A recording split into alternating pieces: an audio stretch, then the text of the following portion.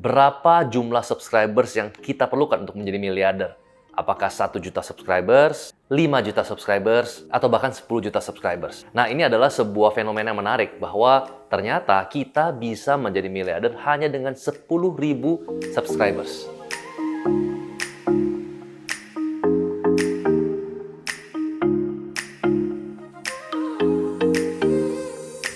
Selamat datang di program YouTube terbaru saya, Growth Digger, di mana dalam 10 sampai 15 menit saya akan sharing satu video per minggu mengenai productivity, startup, dan juga investment.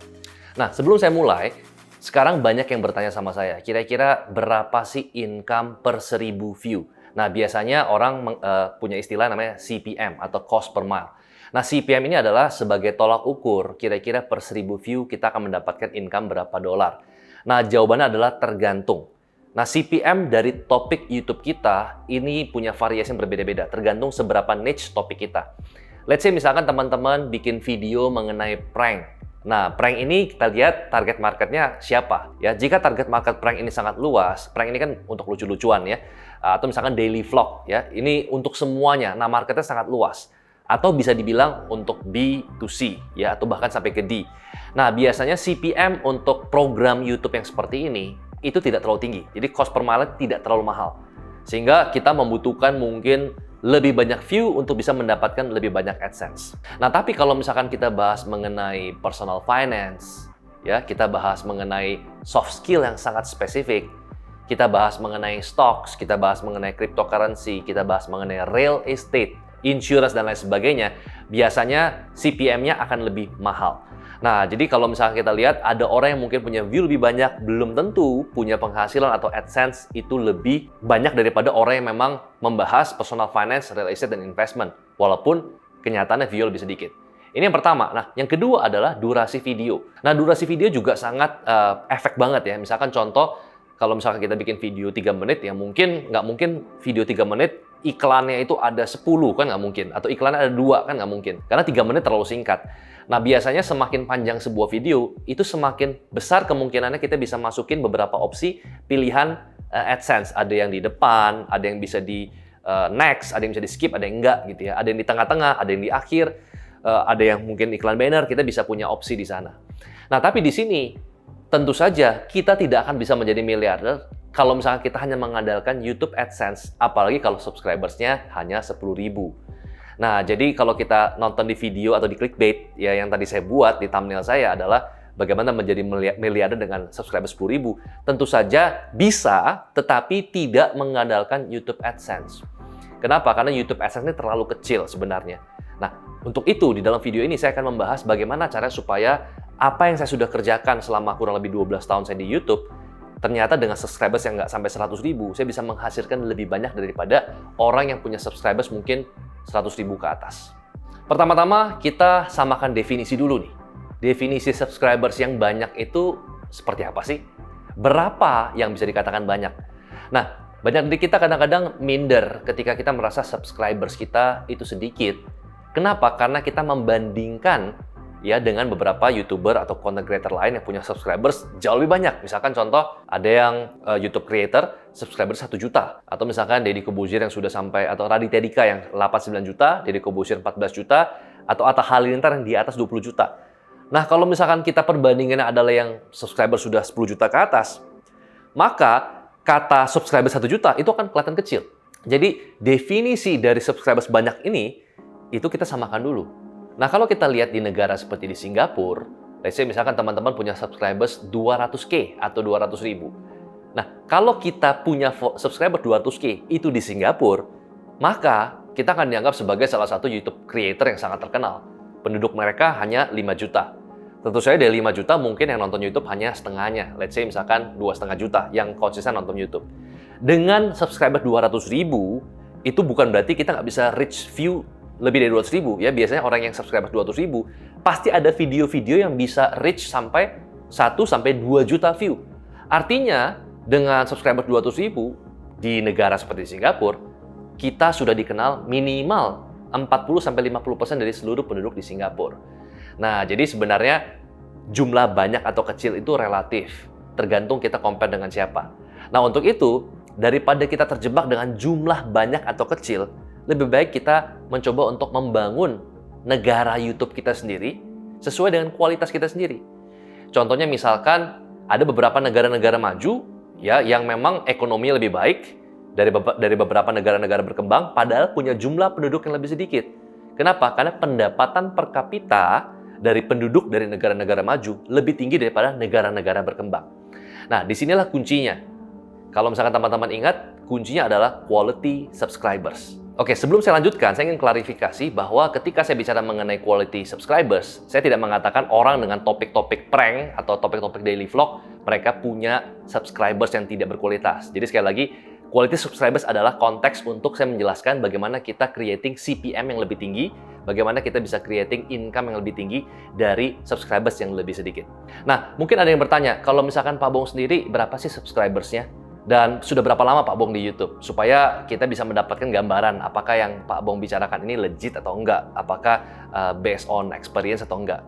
Nah, di sini saya ingin sharing bahwa tahun ini adalah tahun saya ke-13 di YouTube. Jadi saya sudah sangat lama di YouTube. Tapi subscriber saya per video ini di-upload, saya nggak tahu nanti, itu adalah 63.000. Sedikit, sangat sedikit.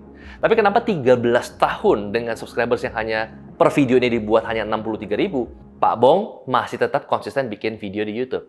Karena saya mendapatkan manfaat dan saya mendapatkan keuntungan atau benefit yang sangat besar untuk bisnis saya di real estate, ya. Dan saya punya beberapa bisnis dan investment. Itu saya mendapatkan manfaatnya ketika saya meng-create sebuah video. Ya, manfaatnya mulai dari partner, investor, customer. Saya bisa mengedukasi market saya, produk saya, properti saya dengan lebih baik. Tanpa YouTube, saya mungkin tidak bisa membangun beberapa apartemen di Trinity Land. Tanpa YouTube, mungkin saya tidak bisa memiliki perusahaan yang terbuka atau go public. Nah, jadi di sini saya ingin sampaikan bahwa ini adalah tahun saya ke-13 di YouTube. Bisa dikatakan saya ulang tahun yang ke-13. Jadi kalau teman-teman mau kasih saya kado atau hadiah ulang tahun, simple banget. Nggak perlu uang, cukup like atau bahkan subscribe. Itu akan jadi kado yang terbaik. Kenapa? Karena ketika teman-teman subscribe atau like, ini akan memotivasi saya untuk saya bisa konsisten create video dan mungkin satu minggu, satu video, at least minimal. Oke, kita lanjut. Kembali kita bahas quality subscribers. Untuk bisa mendapatkan quality subscribers, yang pertama adalah teman-teman pilih niche market. Ya, pilih market atau pilih topik yang memang tidak dibahas oleh begitu banyak channel. Boleh nggak Pak, kita ambil sedikit aja, misalkan tren. Ya, misalkan contoh 25 tahun sudah punya apa. Nah, ini adalah tren kan? Jadi ketika banyak orang ngomongin ini, khususnya ini tren pertama kali 25 tahun sudah punya apa, itu boomingnya di Twitter kalau nggak salah. Ini tren. Kita boleh ambil itu, tapi dari sana kita arahkan untuk topik yang lebih niche. Misalkan kita bahas real estate, misalkan kita bahas cryptocurrency, misalkan kita bahas saham. Ya sudah, dari pembukaan tadi 25 tahun sudah punya apa, kita arahkan ke real estate, investment, dan lain sebagainya. Supaya kita punya niche market, kita punya niche audience yang lebih tinggi sehingga CPM kita lebih tinggi.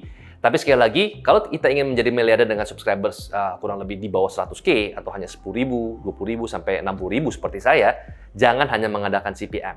Itu yang pertama, jadi pilihan dari topik. Yang kedua adalah kita membangun sebuah komunitas, ya bukan hanya dilihat dari jumlah view. Nah, jadi yang menariknya lagi adalah saya mendapatkan informasi dari YouTube. Jadi ketika teman-teman punya account YouTube, biasanya akan ada statistik di sana. Nah, saya mendapatkan satu informasi dari YouTube Studio, di mana ternyata statistically 50% ya dari penonton saya di YouTube itu adalah dari retaining subscribers. Nah, dan kemudian YouTube juga memberikan informasi bahwa biasanya retaining subscribers di video-video YouTube content creator lain itu biasanya ada yang di bawah 30%, ada yang di bawah 20%. Nah, tetapi retaining viewer saya itu adalah 50%. Artinya adalah misalkan saya punya video 20.000 view atau saya punya video 30.000 view. Itu 15.000-nya, setengahnya itu adalah dari subscribers yang nonton kembali video saya. Artinya di sini bisa dikatakan saya punya subscribers yang lebih loyal. Nah, loyal di sini lah yang saya katakan quality tadi. Jadi quality bukan berarti secara kontekstual saya mengatakan, wah kamu nggak berkualitas, kamu nggak. Bukan. Tapi dari segi loyalitas. Ya, dari segi berapa tinggi tingkat dari retaining tersebut. Kembali ke topik pertama, bagaimana menjadi miliarder dengan punya 10.000 subscribers. Jangan mengadakan CPM, jangan mengadakan AdSense, tapi gunakan YouTube channel Anda untuk membangun ekosistem. Nah, ekosistem ini apa? Ada 4 hal sebenarnya. Yang pertama, kalian harus punya sebuah brand, harus punya sebuah produk, harus punya sebuah bisnis, harus punya sesuatu yang bernilai.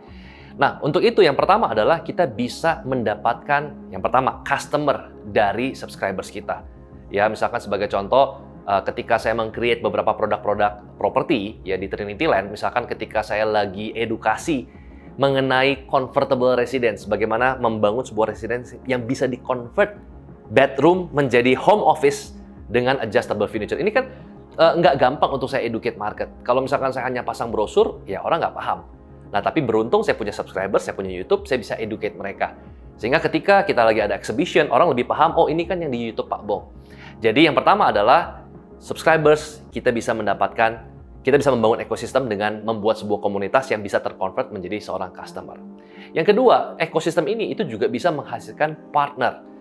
Nah, kalau teman-teman lihat, saya punya lebih dari 40 PT yang saya bangun dalam 12-13 tahun terakhir, dan hampir sebagian besar my partner itu adalah dari komunitas saya. Bisa dikatakan mungkin 60-70% partner saya hari ini itu adalah dari komunitas saya. Ya, komunitas mungkin dari training saya, workshop, dari viewer YouTube, dan akhirnya kita berteman dan akhirnya menjadi partner. Yang ketiga adalah dengan membangun distribution channel. Saya akan kasih hitung-hitungannya. Sebutlah kita ingin mendapatkan 1 miliar, ini biar gampang hitungannya.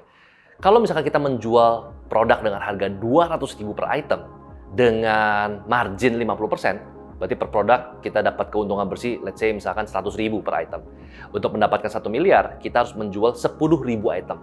Ini matematika sederhana. Nah, sekarang kita bicara mengenai conversion rate. Berapa yang terkonversi, berapa view yang kita butuhkan untuk bisa menjual 10.000 item. Nah, kalau misalkan conversion rate kita, tingkat konversi kita adalah 1%, artinya untuk bisa menjual 10.000 item, kita perlu 1 juta view. 1 juta view yang akhirnya beli produk kita hanya 1%, berarti 10.000, lalu kita jual produknya harga 200.000, marginnya adalah 50%, kita mendapatkan 1 miliar. Sesimpel itu. Pertanyaan adalah, apakah mudah mendapatkan 1 juta view? Ya, dan apakah conversion rate kita bisa sampai 1%? Mungkin aja conversion rate kita hanya 0,5% atau bahkan 0,1%. Kalau 0,1% kita perlu 10 juta view. Sementara sekali kita upload video hanya 10.000 view, kapan nyampenya? Jadi untuk itu, daripada kita hanya fokus pada conversion rate, kenapa nggak kita membangun distribution channel? Kita bisa mengajak para viewers kita untuk bisa menjadi affiliate marketing kita. Bisa menjadi part of our community. Mereka bisa membantu untuk memasarkan. Jadi kalau kita tidak bisa jual kepada pembeli, juallah kepada penjual. Bagi manfaat. Karena banyak orang di tempat ini, ya di Indonesia, mereka mungkin punya kenalan, punya channel, mereka punya skill, tapi mereka tidak punya produk, value, atau service yang mereka bisa pasarkan. Mungkin lewat channel Anda bisa membantu untuk menemukan solusi produk dan service yang bisa mereka pasarkan. Yang keempat adalah investor. Nah, biasanya ketika kita membuat video YouTube, kita tidak pernah tahu video YouTube mana yang akan nanti mencapai 1.000 view, 10.000 view, atau bahkan 1 juta view.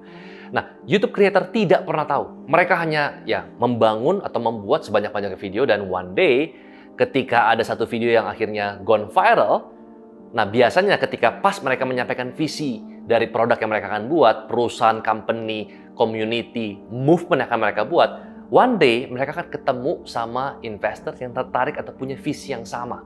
Like attracts like. Jadi, kadang-kadang kita bisa membangun sebuah YouTube channel walaupun tidak mendapatkan AdSense. Bahkan 10-11 tahun pertama YouTube saya tidak buka AdSense sama sekali.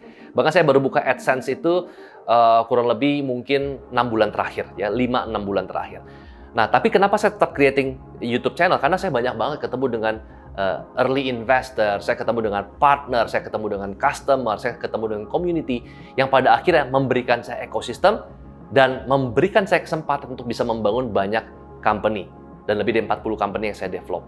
Well, semoga video ini bermanfaat. Nah, bantu saya untuk bisa tentukan topik-topik apa sih yang teman-teman ingin bahas. Silakan isi di kolom komen, mudah-mudahan dari beberapa pilihan topik saya akan buat videonya di minggu depan atau di beberapa minggu ke depan. Sampai ketemu lagi di video berikutnya.